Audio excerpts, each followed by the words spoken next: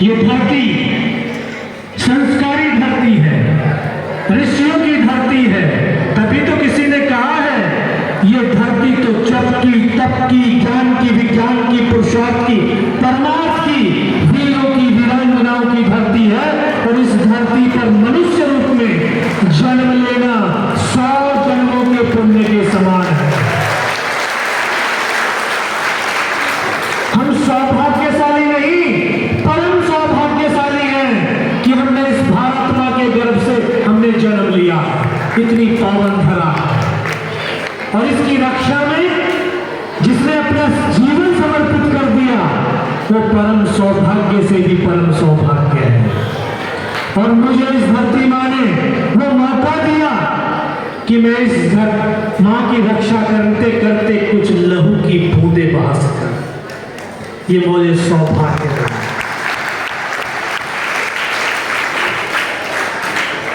मात्र 16 साल 5 महीने की उम्र। कितने नौजवान हैं 16 साल 5 महीने के? सब ज्यादा ही होंगे। 19 साल के कितनी उम्र? हाथ खड़ा कर लो भाई। ये नहीं होता, ये होता सीधा। एनसीसी वाले कम से कम आप तो करो ना सीधा। हाँ, okay, thank you. 12th class के छात्र यहां पर होंगे। मैं 12th क्लास का छात्र था जब फौज के अंदर भर्ती हुआ। आप किताबों में पढ़ते हैं, मैंने भी किताबों में पढ़ा था, पिता से युद्धों की दास्तानों को सुना था। जब हम पढ़ते हैं, सुनते हैं और देखते हैं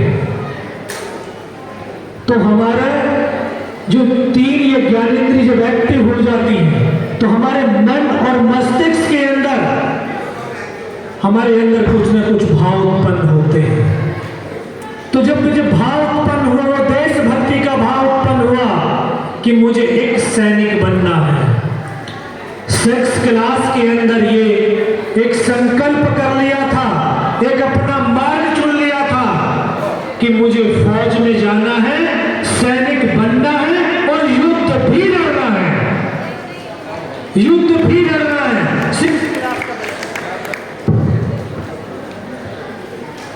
आप जबकि युद्ध के कोई दूर दूर तक आसार ही नहीं थे, जो आप अपने जीवन के, अपने कैरियर को बनाने के कितने हजारों सपने सोचते होंगे, बुनते होंगे, देखते भी होंगे कि मैं इंजीनियर बनूंगा, मैं डॉक्टर बनूंगा, मैं टीचर बनूंगा, मैं आईएएस बनूंगा, मैं पीसीएस बनूंगा, मैं आईएफएस बनूंगा। और उसी तरह के आपके सपने भी आते होंगे। मैं भी 6th क्लास से फौजी हूं और एक युद्ध लड़ रहा हूं। जब आप मन मस्तिष्क के अंदर किसी भाव को, किसी इमोशंस को जीना शुरू कर देंगे ना, अभी तक आप कर क्या रहे हैं? अभी सिर्फ आप कर्मों को कर रहे हैं और सपनों को देख रहे हैं। उन सपनों को जी नहीं रहे, उन कर्मों को जी नहीं रहे। मैं उन सपनों को जीने लगा था कि मैं फौजी हूं और युद्ध लड़ रहा हूं। तभी तो 12th क्लास में आते आते फौज में भर्ती होकर के चला गया और उस रेजिमेंट में गया जिस रेजिमेंट का इतिहास अभी स्कूल के अंदर किताबों में पढ़ करके बड़ा हो रहा था कि एक हिंदुस्तान का अकेला सैनिक पाकिस्तान के 8 पैटर्न टैंकों को ध्वस्त कर देता है और 9 पे निशाना लगाते लगाते मां भारती की गोद में सो जाता है। सीपीएमएच अब्दुल हमीद, मैंने उस सैनिक की कहानी को पढ़ा जो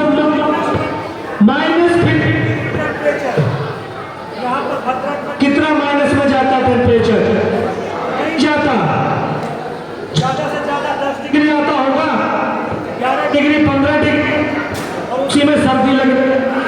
कल्पना कीजिए -50 डिग्री टेम्परेचर, जहां पर दुनिया की कोई टेक्नोलॉजी काम नहीं करती है। जो आप फिल्मों के अंदर देखते हैं कि ये एयरफोर्स के गोले जाकर के गिरते, फोर्स की गने देखते हैं, एक भी गोला वहां पर फटता नहीं है, एक भी गोला फटता नहीं है। वहां पर जहां पर जीवन जीना ही बहुत मुश्किल होता है, वहां पर हिंदुस्तान के जवानों ने 21,153 फीट ऊंची उस कैंप पोस्ट को दानापुर से बना दिया अकेले। क्योंकि मेरे जीवन के जो रोल मॉडल थे, मेरे हीरो थे, वो 23 साल का लड़का था जो हंसते हंसते फांसी के फंदे पर झूल गया था। मेरा वो जीवन का वो रोल मॉडल था जो 24 साल का वो लड़का जिसने कसम खा रखी थी, आजाद हूं और आजाद ही रहूंगा। 24 साल की उम्र में अंग्रेजों से लड़ता लड़ता इलाहाबाद के अल्फ्रेड पार्क के अंदर पिस्टल की आखिरी गोली को कनपट्टी पर रखता है और मां भारती की गोद में सो जाता है। ये मेरे जीवन के हीरो थे और आज भी। मेरे नौजवान साथियों, आपको फर्क तब पड़ेगा जब आपके रोल मॉडल कौन है, आप क्या बनना चाहते हैं। इंजीनियर तो आप बन जाएंगे, डॉक्टर भी बन जाएंगे, लेकिन डॉक्टर और इंजीनियर बनकर के आप क्या करेंगे? क्या करेंगे? पैसे तो कमाना है, पैसे कमाओगे इसलिए तो डॉक्टर और इंजीनियर बन गए। एक नए राष्ट्र का निर्माण करना है और उस राष्ट्र के निर्माण करने के लिए चाहे आप डॉक्टर हैं, इंजीनियर हैं, प्रोफेसर हैं, आईएएस है, पीसीएस हैं, आईएफएस हैं, आपके अंदर सैनिक की भाव और सैनिक का वो हृदय चाहिए। मैं आपको फौजी बनाने नहीं आया, कि आपको ये कहने भी नहीं आया कि आप फौज में जाइए। मैं सिर्फ आपको ये कहने आया हूं कि आप एक अच्छे हिंदुस्तानी बन जाइए, एक अच्छे सैनिक के भावों को अपने हृदय के अंदर समाहित कर लीजिए। क्योंकि एक सैनिक निस्वार्थ भाव से जीता है, निस्वार्थ भाव से कार्य करता है। आपकी एक थैंक्स होती है, आप सैनिक को एक थैंक्स बोलते हैं और वो पल भर के अंदर अपने पूरे जीवन को इस आपकी थैंक्स के ऊपर कुर्बान कर देता है। इतनी बड़ी ताकत है।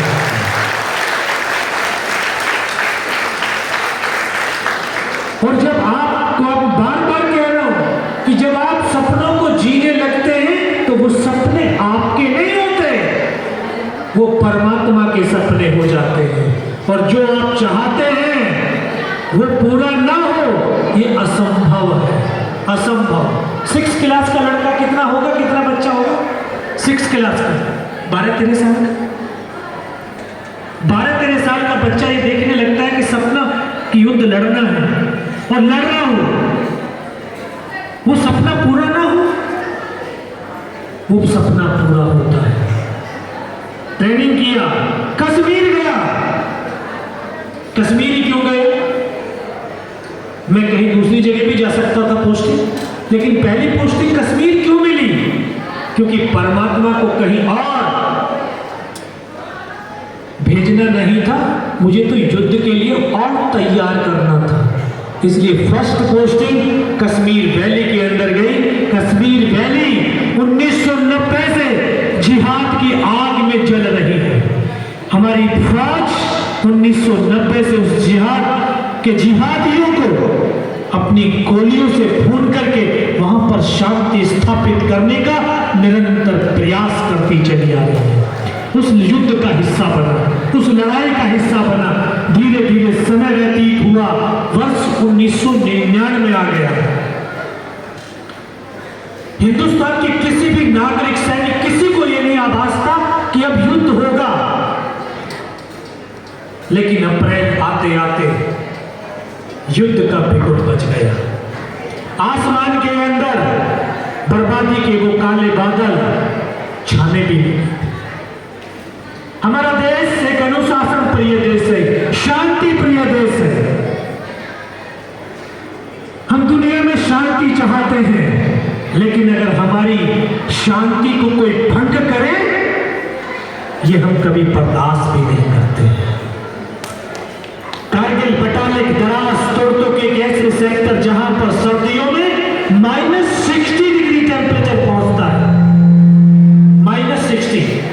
तो देश पाकिस्तान और हिंदुस्तान की फौज ने आपसी कानून, एक समझौता किया था कि विंटर के समय में दोनों सेनाएं विड्रॉल होकर के अपने कैंप में आ जाएंगी। हमारी फौज उसी कानून के तहत नीचे आए, लेकिन वो नीचे नहीं गए, बल्कि वो हमारी तमाम चौकियों के ऊपर इतनी मजबूती के साथ, लगभग 4-5 महीने का विंटर का समय होता है, इतनी मजबूती के साथ मैन पावर और जो वहां पर राशन अम्युनिशन का इतना भारी तादाद में स्टॉक कर लिया कि उन्होंने कभी सपने में भी नहीं सोचा था कि हम यहां से वापस जाएंगे। लेकिन भूल गए वो, ये हिंदुस्तान की मिट्टी है और इस मिट्टी में सिंगनिया और शेर पैदा होते हैं।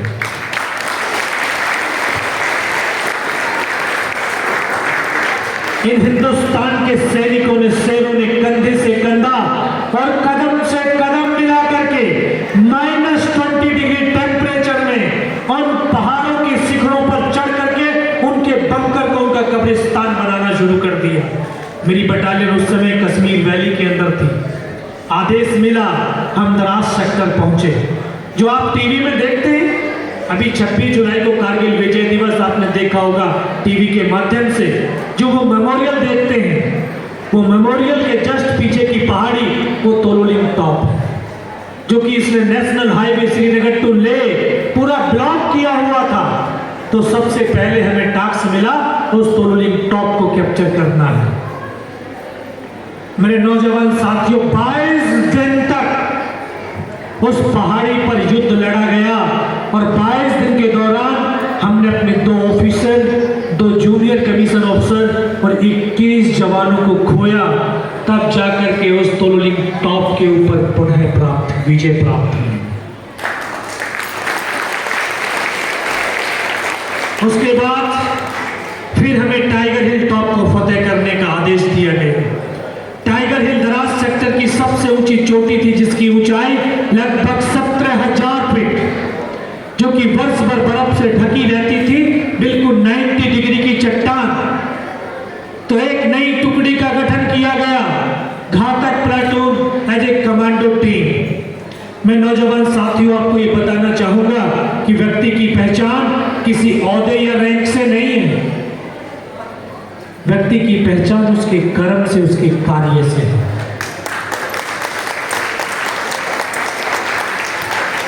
मैं कोई विशेष शक्ति लेकर के पैदा नहीं हुआ, आप लोगों की तरह मां के गर्भ से पैदा हुआ एक आम इंसान हूं, और न ही उससे पहले तक कोई पहचान थी।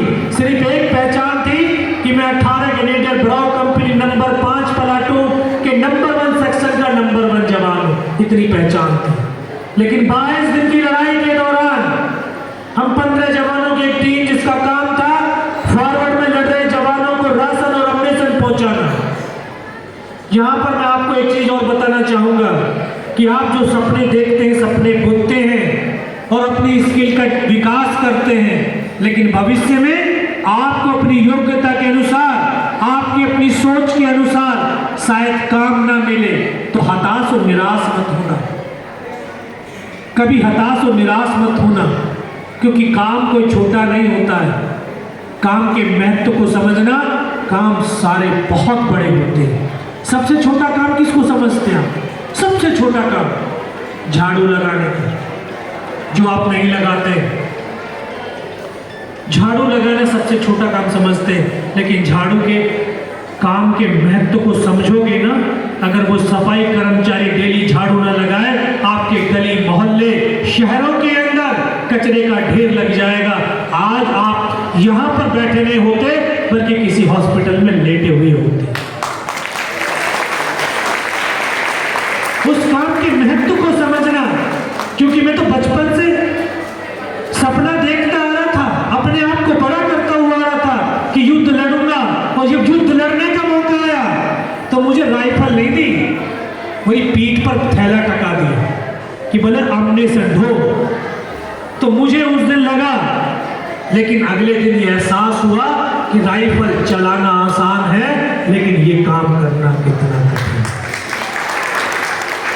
फॉरवर्ड में जवान मेरी बदौलत लड़ पा रहा है, और फॉरवर्ड वाले जवान को पता है कि दुश्मन सामने है, हमें नहीं पता कि दुश्मन कहां पर है। एक कदम चलने के बाद दूसरे कदम किस पत्थर से कहां से गोली निकल करके सीने को पार करके चली जाएगी, नहीं पता था। ऐसी दुर्गम परिस्थिति में हम 15 जवानों की टीम लगातार, उसमें से 3 जवान हम ऐसे थे जो 22 दिन तक बिना कुछ खाए, बिना पिए, बिना सोए, बिना रुके, बिना थके चलते रहे और उसी काम से हमारी पहचान बनी। ये तीनों जवान फिजिकली और मेंटली बहुत स्ट्रॉन्ग हैं। इनको इस कमांडो टीम घातक प्लाटून के अंदर शामिल किया जाए। इस तरह से मुझे सौभाग्य मिला कि मैं उस टीम का हिस्सा बन चुका।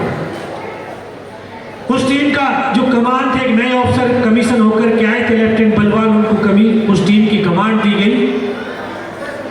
हाइट ज्यादा होने की वजह से हम दिन में नहीं चल सकते थे, रात भर चलते थे। 2 जुलाई को हमने चढ़ना शुरू किया, रात भर चलते थे, दिन भर पत्थरों में चुपचाप बिना हरकत के पड़े रहते थे, फिर रात भर चलते थे।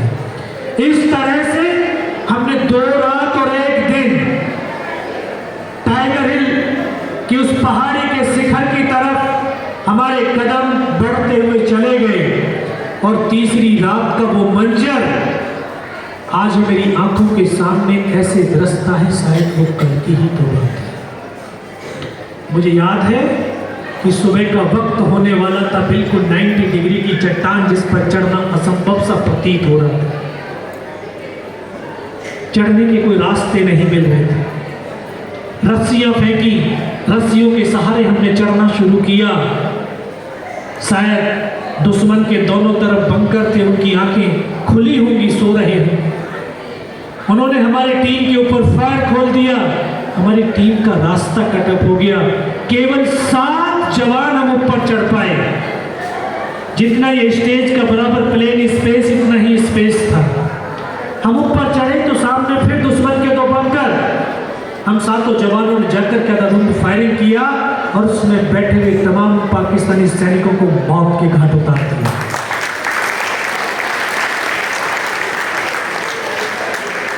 वहां से टाइगर हिल टॉप मात्र 50-60 मीटर रहा होगा। टॉप पर बैठे हुए दुश्मन ने देखा कि हिंदुस्तान की फौज हमारे बहुत करीब तक आ गई है।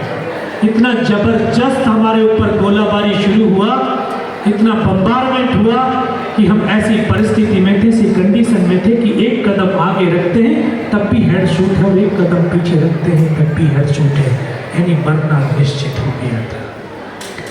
लेकिन मैं नमन करता हूं इस देश की माओं को जो बेटे और बेटियों को संस्कार स्वरूप कहती हैं कि सीने का दूध पिलाया है, सीने पर गोली खाना, कभी पीठ पर गोली मत खाना।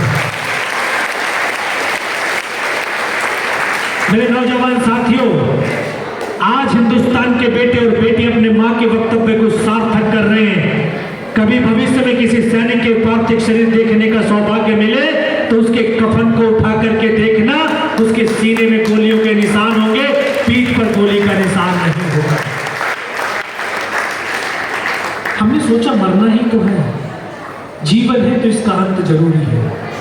मरेंगे लेकिन लड़ करके मरेंगे, मार करके मरेंगे, डर करके नहीं मरेंगे, भाग करके नहीं मरेंगे, बल्कि लड़ करके मरेंगे। वहां से हमने फायरिंग शुरू की।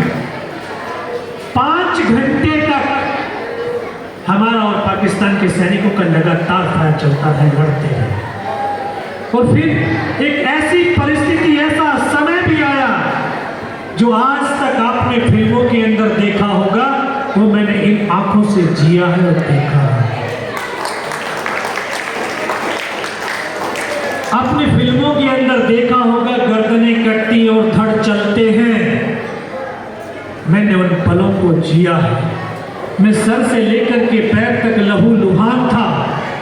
मेरा एक साथी मुझे फर्स्ट एड करने के लिए अपनी फील्ड पट्टी को निकालता है और यहाँ तक उसका हाथ जाता है, यहाँ पे गोली लगती है, इधर से पूरा सर निकल करके मर जाता है। दूसरा मेरा एक साथी मेरी बगल में बैठा था, उसके मुख से सिर्फ क्या शब्द सुना, उसको सीने में गोली लगती है, फेफड़ों से खून की फुहारें छूटते हुए मेरी गोद में आकर के लेट जाता है। एक साथी हमारी हेल्प के लिए आगे बढ़ता है, जैसे पत्थर के पास खड़ा होकर के फायर करता, वहीं पर बम गिरता है, उसकी यहाँ से गर्दन कट जाती है, और जमीन पर गिरते 2 कदम तक धड़ चल करके फिर जमीन पर गिर जाते। एक और साथी फिर आगे बढ़ता है, फिर वहां पर एक बम गिरता है, उसके साथी के दोनों हाथ दोनों पैर कट करके जमीन पर गिर जाते हैं।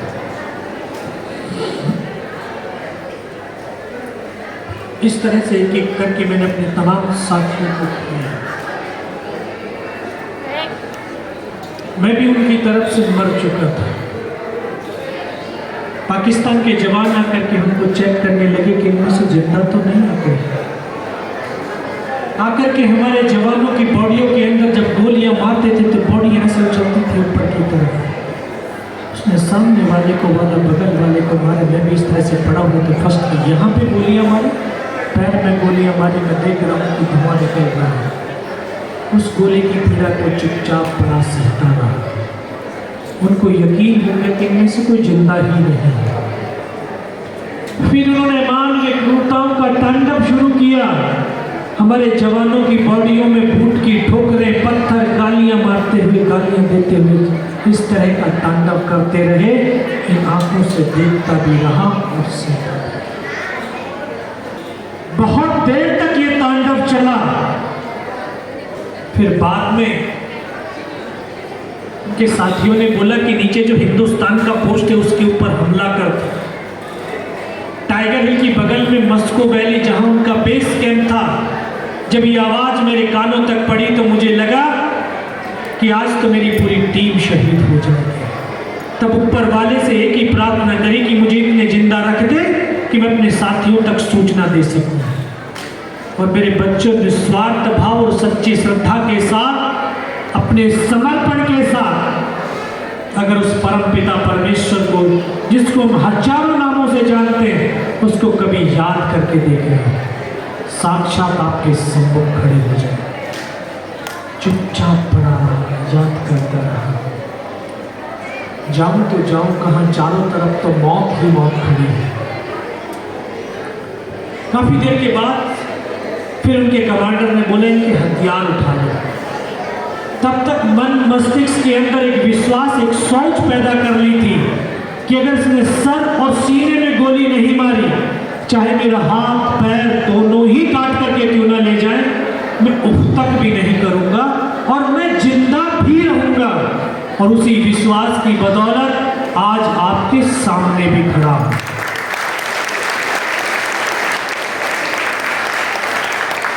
वो आए, दोबारा से गोलियां मारने लगे, फिर भी मेरी बाजू में, पैर में गोली मारी। 2 कदम चलने के बाद न जाने उसको क्या हुआ, वापस मुड़ा और उसने राइफल जब सीने की तरफ करी तब लगा, मुझे तो लगा कि शायद योगेंद्र अब नहीं बचेगा। लेकिन कहते हैं जाको राखी साइयां मार सके ना कोई। और इस देश को भारत माँ बोलते हैं, ऐसे नहीं बोलते। ये कंकर और मिट्टी वाली जमीन नहीं है, ये सजीव है। माँ भारती अपने बेटों की वीरता, शौर्य, पराक्रम और बलिदान को कभी दफन होने ही नहीं देती, किसी न किसी एक को जरूर माध्यम चुनती है। शायद इस माँ भारती ने मुझे वो माध्यम चुना होगा, तभी तो जब उसने गोली चलाई तो यहाँ पर पर्स रखा था, क्योंकि पूरी पैंट फट गई थी चलते चलते। उसमें भी कुछ 5-5 रुपए के सिक्के पड़े हुए थे, शायद माँ भारती ने वो इकट्ठे कर दिए होंगे।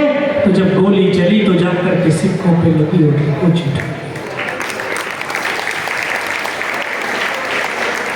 उस गोली के धक्के से, प्रेशर से मुझे भी लगा तो मैं तो मर गया हूँ। पाकिस्तान का दूसरा जवान आकर के जब उसने शायद मेरा हथियार उठा करके वापस जा रहा होगा, उसका पैर मेरे पैर से टकराया। तब मुझे एकदम से चेतना आई, मुझे लगा मैं तो जिंदा हूं। तब एक अंतर्मन से आवाज है कि योगेंद्र अभी तक नहीं मरा तो अब मरेगा भी नहीं। मेरे पास एक हैंड ग्रेनेड बचा हुआ था, मैंने अपना ग्रेनेड को निकाला, उसकी पेन निकाल करके पाकिस्तान के जो सैनिक हमारे हथियार उठा करके लेकर के जा रहा था उसके ऊपर ऐसे फेंक दिया। तो कोट के अंदर हुड लगे हुए, हुड के अंदर जा गिरा और जब तक वो ग्रेनेड को निकाल पाता, ग्रेनेड फट गया, यहाँ से पूरा सर उड़ा और वो हमारे ऊपर आकर कैसे गिर गया। उस धमाके से पाकिस्तान के सैनिकों में खलबली मची कि इनमें से कोई जिंदा है, कुछ बोले जिंदा नहीं, नीचे से रेनफोर्समेंट आ गई है, फौज की दूसरी टुकड़ी आ गई है।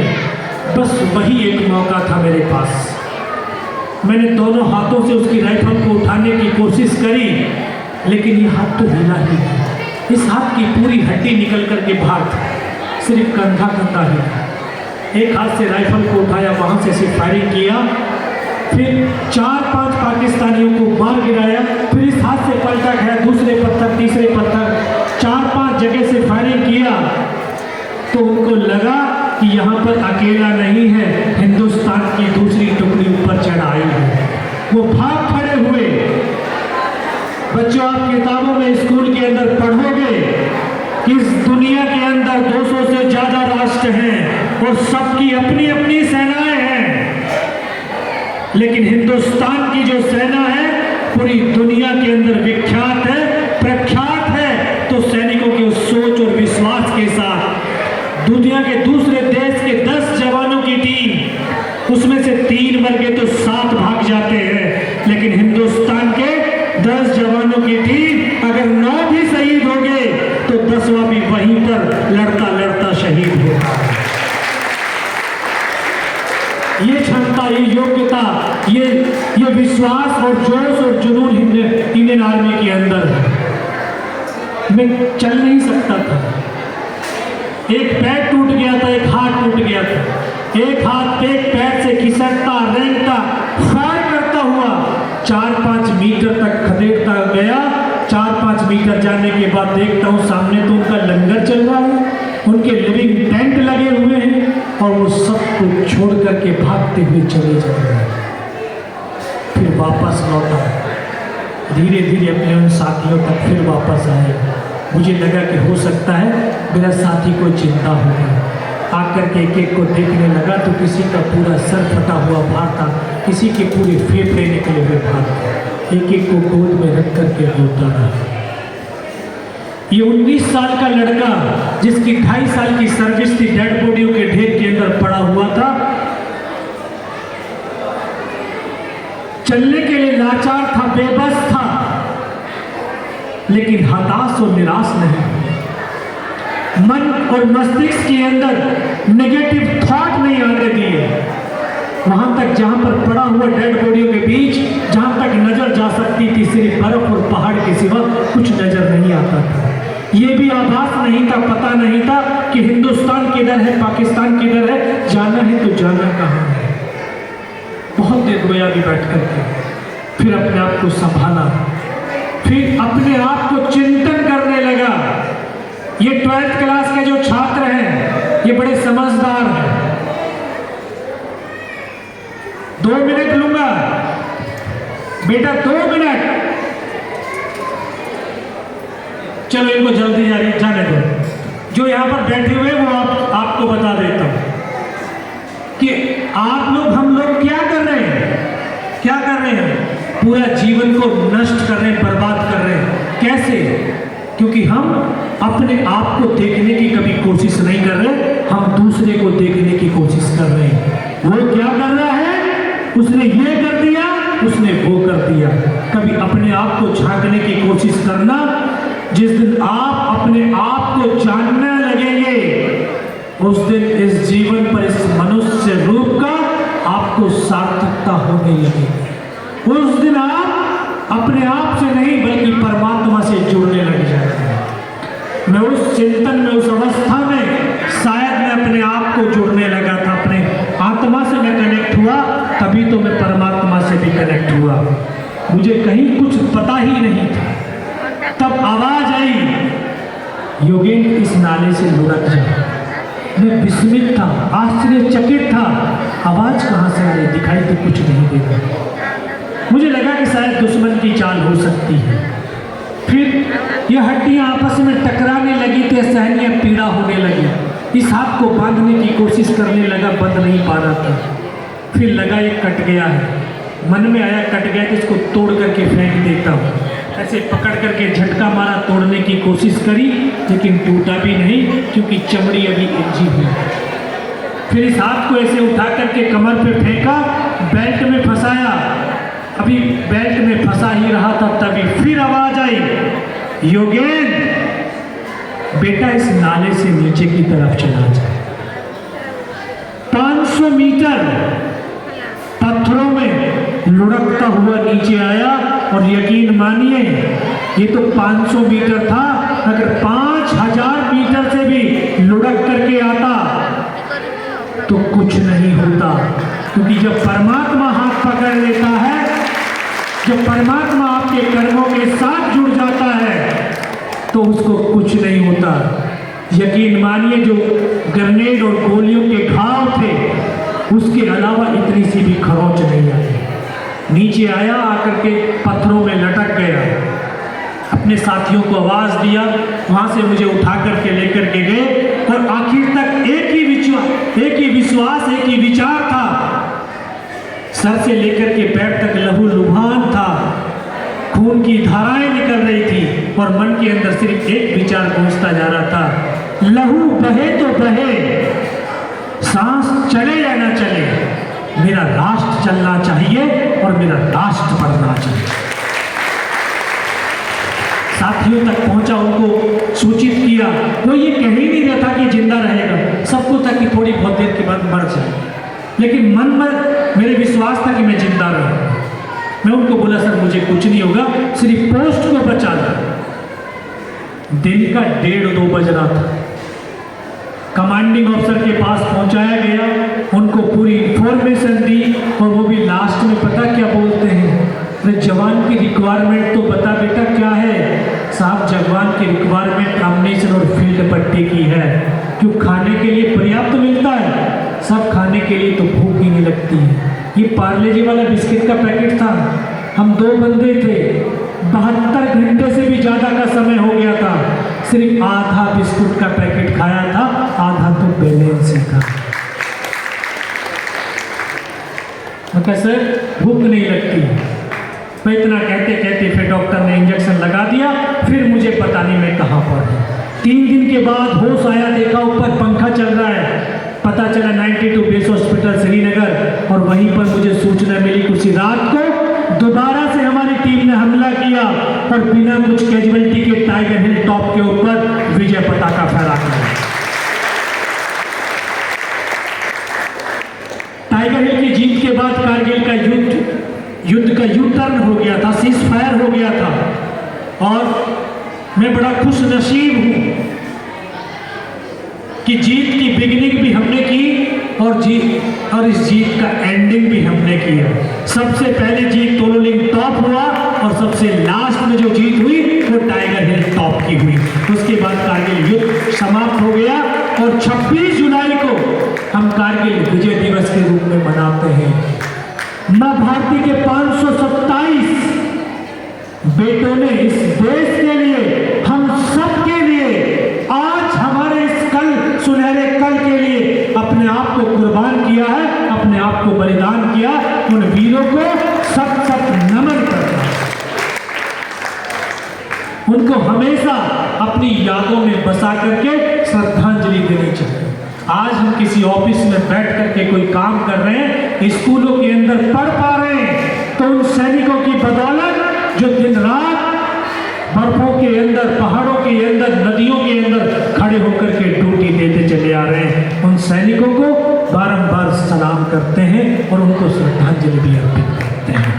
मैं पुनः रोटरी क्लब की प्रेसिडेंट, गवर्नर्स और तमाम रोटेरियन का हार्दिक आभार व्यक्त करता हूं कि मुझे ये अवसर प्रदान किया कि जगन्नाथ की पावन धरा पर और भद्रक की इस वीरों की भूमि पर इन नौजवान साथियों के साथ उन वीरों की शौर्य गाथा बताने का अवसर प्रदान किया। और आखिर में सिर्फ 2 लाइन कहकर के अपनी बात को विराम देता हूं